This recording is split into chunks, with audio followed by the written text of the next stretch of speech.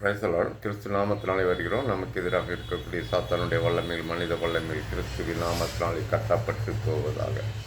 இதோ சகலத்தையும் புதிதாக்கினேன் என்ற வசனங்கள் கிறிஸ்துவின் நாமத்தில் நம் ஒவ்வொருவருக்கும் கிரியை செய்வதாக. நீங்கள் இப்பொழுது இருக்கிறதை பார்க்கும் நான் 1000 மடங்கு ஆசீர்வதிக்கும் தேவனாயிருக்கிறேன் என்ற உபாகம் 1:11 ஒவ்வொருவருக்கும் கிரியை செய்வதாக.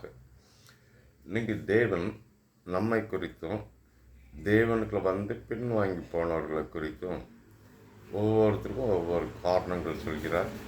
இதன் பிரகாரமாக நாம் கிறிஸ்துவுக்குள்ளே ஒன்றாக இருக்கும் பொழுது புதிய புதிய நன்மைகளை கிறிஸ்துவின் நாமத்தினாலே பெற்றுக்கொள்வோம்.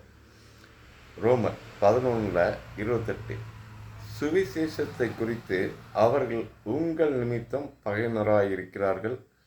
தெரிந்து கொள்ளுதலை குறித்து அவர்கள் பிதாக்களின் நிமித்தம் அன்பு கூறப்பட்டவர்களாயிருக்கிறார்கள். தேவனுடைய கிருபை வரங்களும் அவர்களை அழைத்த அழைப்பும் மாறாதவைகளே. தேவன் ஒரு தடவை சொன்னதுதான். அதே போல இயேசு கிறிஸ்து உங்களை முன்குறித்திருக்கிறார், அழைத்திருக்கிறார். அந்த முன்குறித்தலும் மாறப்போவதில்லை, அந்த அழைத்த அழைப்பும் மாறப்போவதில்லை. காரணம், நம் எல்லாரையும் பற்றியும் தேவனுக்கு தெளிவாக தெரியும். நம்மளுடைய மனசில் என்ன இருக்குங்கிறத முதற்கொண்டு தேவனுக்கு தெரிந்து தான் நம்மளை தேர்ந்தெடுத்திருக்கிறார், முன்குறித்திருக்கிறார்.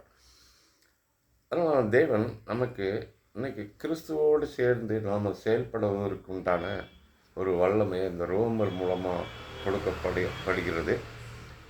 தேவனுடைய கிருபை வரங்களும் அவர்களை அழைத்த அழைப்பும் மாறாதவைகளை யாராலுமே மாற்ற முடியாது. இதுக்கு தேவன் சொல்கிறார், ஆதலால் நீங்கள் முற்காலத்தில் தேவனுக்கு கீழ்ப்படியாதிருந்து இப்பொழுது அவர்களுடைய கீழ்ப்படியாமனாலே இரக்கம் பெற்றிருக்கிறது போல அவர்களும் இப்பொழுது கீழ்ப்படியாமல் இருந்தும் பின்பு உங்களுக்கு கிடைத்த இரக்கத்தினாலே இரக்கம் பெறுவார்கள். எல்லோர் மேலும் இரக்கமாக இருக்கத்தக்கதாக தேவன் எல்லோரையும் கீழ்ப்படியாமலே அடைத்து போட்டார். ஆமென். அப்போ இந்த கீழ்ப்படியாமையில் கூட ரோமரில் தெளிவாக விஷயங்கள் சொல்லப்பட்டிருக்கிறது. காரணம், யாருமே நான் தான், என்னுடைய பலம் தான், என்னுடைய படிப்பு தான், என்னுடைய அறிவு தான், என்னுடைய நாலேஜ் தான், என்னுடைய செயல்பாடு தான், என்னுடைய உழைப்பு தான் அப்படி தன்னை குறித்து மெச்சிக்கொள்ளக்கூடாது என்பதற்காகவே எல்லாருக்கும் ஒவ்வொரு வகையான முட்கள் கொடுக்கப்பட்டிருக்கிறது. அந்த முள்ளுங்கிறது தான் நாம் என்னப்பா நான் தேவனுக்கு இந்த அளவுக்கு இருந்தோம், எனக்கு இந்த சோதனை நீங்களே வைக்கலையே என்று சொல்லி பார்ப்பதற்குண்டான காரணங்கள். அப்படி லைஃப்பில் யாராவது வந்துக்கிட்டு இருந்தீங்கன்னா நிச்சயமாக நீங்கள் தேவனுக்குள்ள உங்களை முழுமையாக ஒப்பு கொடுத்து உலகத்துக்கு எல்லாருமே ஒரு அன்பு செலுத்தக்கூடியவர்களாய் நன்மையோ தீமையோ எல்லாமே ஈக்குவலாக எடுத்து பாருங்கள். நீங்கள் ஒரு பயங்கரமான வெற்றிகளை பார்ப்பீங்க. அதான் தேவன் சொல்கிறார் ரோமர் 11:17 சில கிளைகள் முறித்து போடப்பட்டிருக்க காட்டொளி மரமாகிய நீ அவைகளில் இருந்த இடத்தில் ஒட்டப்பட்டு ஒலிவ மரத்தின் வேருக்கும் சாரத்துக்கும் உடன் பங்காளியாய் இருந்தாயானால் நீ அந்த கிளைகளுக்கு விரோதமாய் பெருமை பாராட்டாதே. பெருமை பாராட்டுவாயானால் நீ வேரை சுமக்காமல் வேர் உன்னை சுமக்கிறது என்று நினைத்துக்கொள். ஆமென். இதில் ஆழமான சத்தியம் என்னென்று எடுத்து பார்த்தீங்கன்னா, நாம் கிறிஸ்துவுக்குள்ளே அது நிறைய பேர் கிறிஸ்துவுக்குள்ளே சடசடன்னு எங்கேயோ ஹை ரேஞ்சுக்கு போகலாம். அப்படி இருக்கும் பொழுது அவங்களுக்கு பலப்படி அந்த மனித சுபாவம் வந்துடும். எல்லாருமே கண்டிப்பாக சிலிப்பாகி விழுந்து தான் எழுந்திரிச்சு வருவாங்க.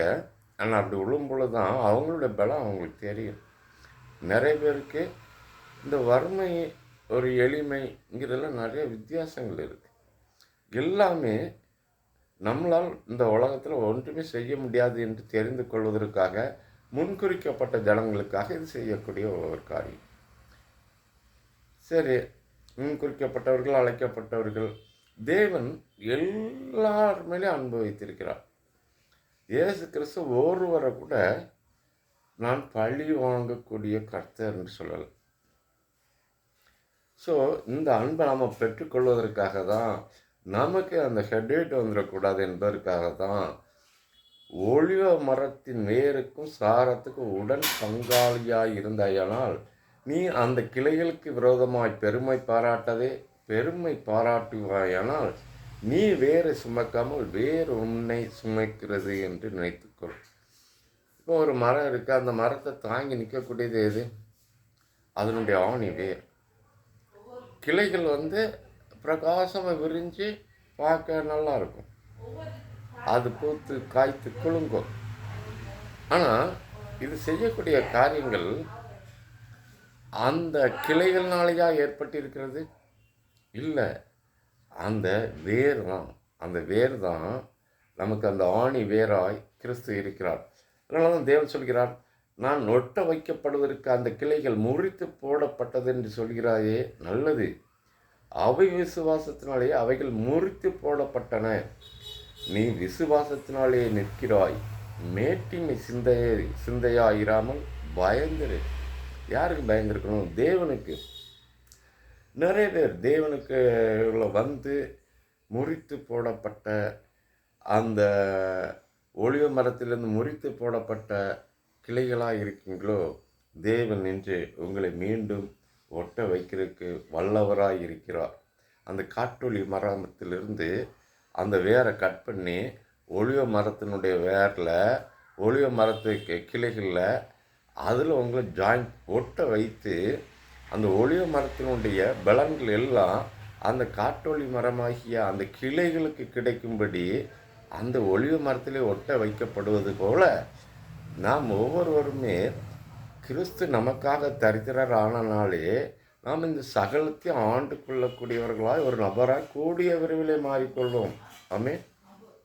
எல்லாருடைய கண்களும் காண்டிவாக பார்க்கும்.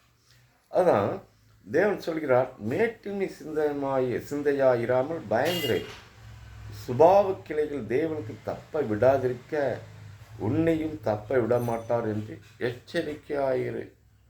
அப்போ இது நமக்கு ஒரு எச்சரிப்பினுடைய சத்தம். அந்த எச்சரிக்கை எதுக்குன்னா, நீங்கள் பூத்து காய்த்து குலுங்குவதற்காகத்தான். அதனால தான் தேவன் சொல்கிறார், ஆக தேவனுடைய தயவையும் கண்டிப்பையும் பார். விழுந்தவர்களிடத்தில் கண்டிப்பையும் உன்னிடத்தில் தயவும் காண்பித்தார். கிறிஸ்தவ விட்டு பின்வாங்கி போனவங்க, விழுந்தவங்களுக்கெல்லாம் தேவன் எப்படி எப்படிலாம் அவர் ஆழ்கை பண்ணியிருக்கிறாருங்கிறதையும் பாரு. உங்களே நீங்கள் பாருங்கள், உங்களுக்கு தயவு காண்பித்திருக்கிறார். அந்த தயவிலே நிலைத்திருப்பாயானால் உனக்கு தயவு கிடைக்கும். நிலைத்திராவிட்டால் நீயும் வெட்டுண்டு போவார். அப்போ தேவனிடத்தில் அந்த தயவு நாம் இருக்கணும்னா தேவனை பற்றி கொள்ள வேண்டும். அவர் சொல்படியே வாழ்விலே நடக்க வேண்டும். அதுக்கு அடுத்த வசனத்தை பாருங்கள். அன்றியும் அவர்கள் அவிவிசுவாசத்திலே நிலைத்திராதிருந்தால் அவர்கள் ஒட்ட வைக்கப்படுவார்கள். அவர்கள் மறுபடியும் ஒட்ட வைக்கிறதுக்கு தேவன் வல்லவராய் இருக்கிறாரே. நிறைய பேர் கிறிஸ்துக்களை விசுவாசம் இல்லாமல் அவிசுவாசத்திலே இருந்தாலும் கூட அவங்கள தேவன் பழையபடியும் அவங்கள எடுத்து ஒட்ட வைக்கிறதுக்கு தேவன் வல்லவராக இருக்கிறார். அதனால தான் சுபாவத்தின்படி காட்டொலிவ மரத்திலிருந்து நீ வெட்டப்பட்டு சுபாவத்திற்கு விரோதமாய் நல்ல ஒலிவ மரத்திலே ஒட்ட வைக்கப்பட்டிருந்தால் சுபாவ கிளைகளாகிய அவர்கள் தங்கள் சுய ஒலிவ மரத்திலே ஒட்ட வைக்கப்படுவது அதிக நிச்சயம் அல்லவா? உங்களை குறித்து தான் சொல்கிறார். இந்த காட்டொலி மரத்துக்கு நான் இவ்வளோ இறக்கம் காமிக்கிறேன்னா, நீ என் கூடயே நடந்து கொண்டு வரக்கூடிய உனக்கு நான் இதை விட பெரிய காரியம் செய்ய மாட்டேனா? நான் உன்னைய பூத்து காய்த்து குலுங்க வைக்க மாட்டேனா? அதை எதிரிகளுடைய கண்கள் காணாதா? நிச்சயமாக காணும். நீங்கள் இப்பொழுது இருக்கிறதை பார்க்கலாம் 1000 மடங்கு ஆசிரியக்கப்படுவீர்கள். ஏன்னா காட்டொலி மரத்துக்கு இரக்கம் காட்டக்கூடிய தேவன் ஒலிவ மரமாகிய நமக்கு அந்த இரக்கத்தை தரமாட்டாரா? நிச்சயமாக ஒவ்வொருவருடைய வாழ்விலும் இன்று கிறிஸ்துவின் நாமத்தினால பெற்றுக்கொள்வீர்கள். விசுவாசிகள் பெற்றுக்கொள்வீர்கள், நிச்சயமாக கிடைக்கும். இந்த காட்டொலி எண்ணி அந்த ஒலிவ மரத்தில் காட்டொளி மரத்துக்கு உள்ள இறக்கத்தை காண்பிக்கக்கூடியவர் இந்த சுபாவ கிளைகளாகி அவர்கள் தங்கள் சுய ஒளிவ மரத்திலே ஒட்ட வைக்கப்படுவது அதிக நிச்சயமல்லவான்னு சொல்லியிருக்கிறீர்களா? இதே போல் என்ன ஆசீர்வாதியம் சொல்லி கேட்கும் பொழுது நீங்கள் சகல ஜனங்களை பார்க்கும் ஆசீர்வாதமாக இருப்பீர்கள். அந்த ஆசீர்வாதம் எப்படி தெரியுமா இருக்கும்? அதில் 33 தேவனுடைய ஐஸ்வர்யம், ஞானம், அறிவு என்பவைகளின் ஆழம் எவ்வளவாய் இருக்கிறது. அவருடைய நியாய தீர்ப்புகள் அளவிடப்படாதவைகள், அவருடைய வழிகள் ஆராயப்படாதவைகள். எஸ், ஆனால் தேவனுடைய ஐஸ்வர்யம், ஞானம், அறிவுனா நம்ம கற்பனையில் கூட பார்க்கலாம். அந்த அளவுக்கு அவர் ஆசிரியக்கக்கூடிய கர்த்தர். நமக்காக தர்ஷிஷன் கப்பல் ஏற்கனவே காத்திருக்கிறது. அவமே பெற்றுக்கொள்வோம் கிறிஸ்துவின் நாமத்தில்.